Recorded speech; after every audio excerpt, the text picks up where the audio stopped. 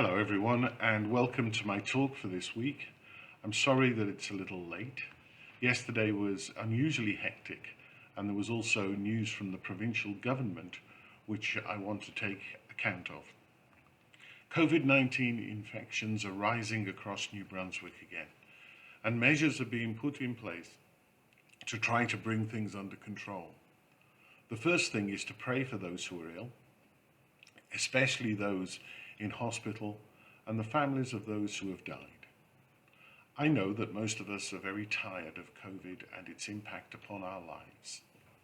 There are many things that a mere 2 years ago we did not have to think about, but now they require thought and care.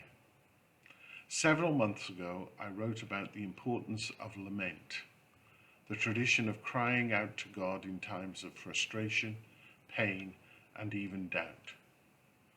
The obvious place is to find an example of this in the Old Testament book of Lamentations, but there are others throughout the Bible. Psalm 13 is a short lament. The psalmist begins with a cry of anguish. How long, O Lord? Will you forget me forever? The next few verses continue in a similar vein. For many people, our present situation can feel as if we've been forgotten by God. I imagine there are folks all over the world who are asking, how long? The question of how long for the psalmist is not a question like, how long is it until supper? It is a deeply emotional cry from the base of the soul. How long do we have to continue with this? It does not call into question whether God is there, but it certainly asks what God is doing.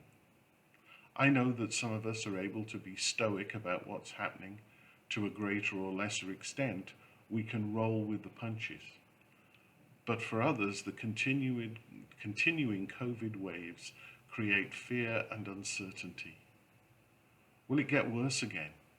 Will I be able to visit loved ones in a care home? Are my children and grandchildren safe at school? So many questions. How long, O Lord? For me, this is no academic exercise. I find the continuing change in our situation disconcerting. Every day I see my parents in their different ways struggling in England, and I'm still not able to travel there with a clear understanding of what I'm supposed to do, and also how long and how it will be completed. And yet, despite the lament, the psalmist grits his teeth and says, "But I have trusted in your steadfast love. My heart shall rejoice in your salvation. I will sing to the Lord because he has dealt bountifully with me." There are times when we cry from the depths of our heart in lament, and we also trust God with the same depth of emotion. Essentially, I'm saying I will trust God because despite it all, through the fog I can see that God has dealt bountifully with me and is my salvation. Once again, thank you for being here.